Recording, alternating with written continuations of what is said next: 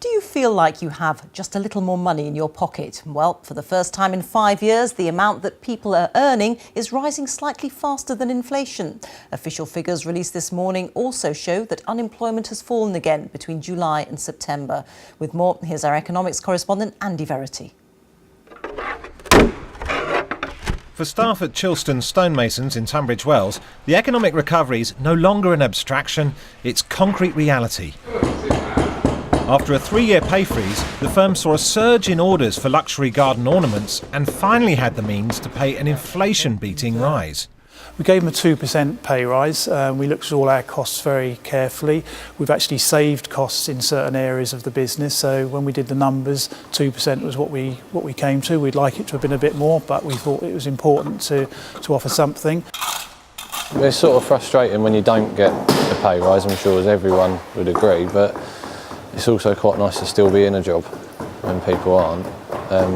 But yeah, when you finally get it, it's quite nice. Yeah.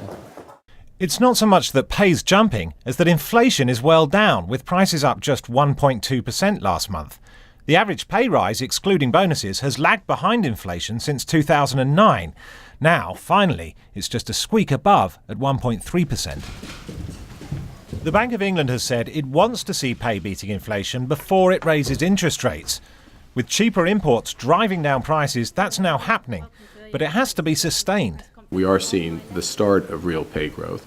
It's both an expected development and obviously it's a welcome development, but one swallow doesn't make a summer. I mean, with this has to persist for the recovery to be durable.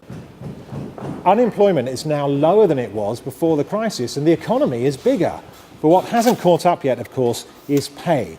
It's going to have to grow by more than inflation and keep that up for years if we're going to get back to where we were. Like many firms, Chilston's can't be sure it'll keep paying inflation-busting rises.